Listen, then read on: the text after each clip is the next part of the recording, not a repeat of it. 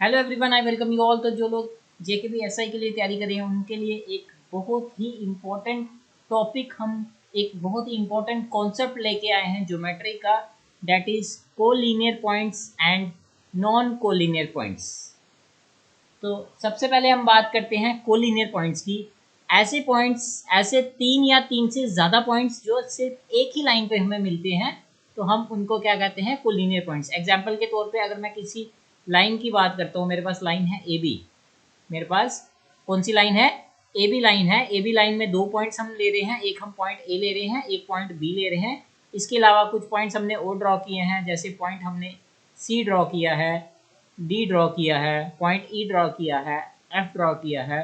तो अगर मैं इन सभी पॉइंट्स की बात करूं, point A, point B, point C, point D, point E and point F, तो अगर मैं इन सभी पॉइंट्स को ज्वाइन करूं तो ये मेरे सारे पॉइंट्स जो हैं वो एक ही लाइन पे आ रहे हैं।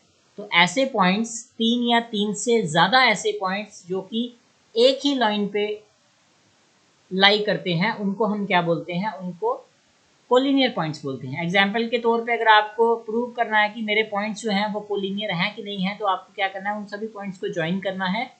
जैसे मैं एग्जाम्पल के तौर पे लेता हूँ, यहाँ पे P पॉइंट लेता हूँ, Q लेता हूँ, R लेता हूँ, S लेता हूँ और T लेता हूँ। तो अगर मैं इन सभी पॉइंट्स को ज्वाइन करता हूँ,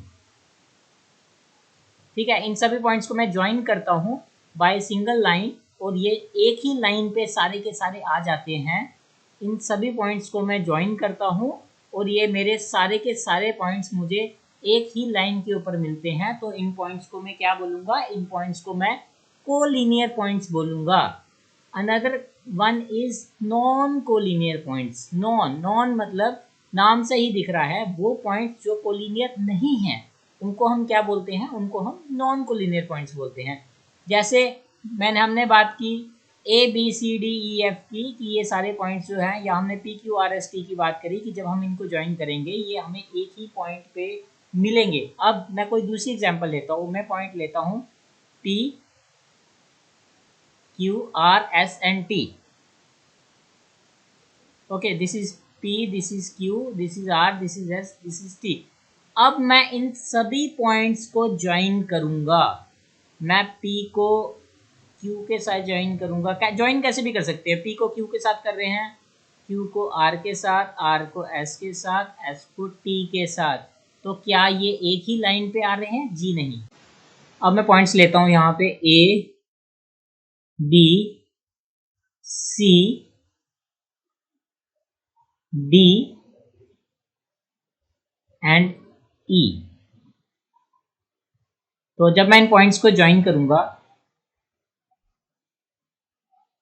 ज्वाइन कैसे भी कर सकते हैं, आप पहले यहाँ आइए, फिर इसको ज्वाइन करिए, या फिर आप पहले ऐसे आइए, फिर ऐसे जाइए और फिर इनको ज्वाइन करिए E के साथ।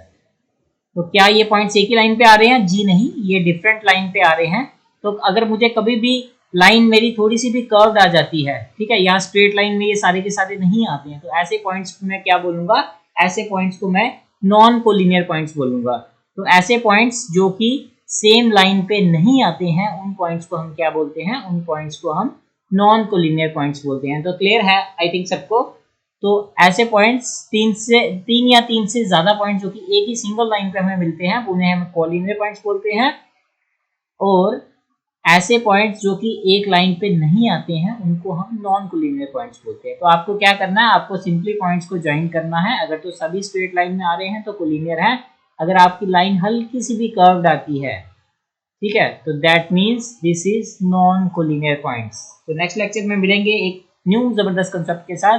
तब तक के लिए धन्यवाद, थैंक यू।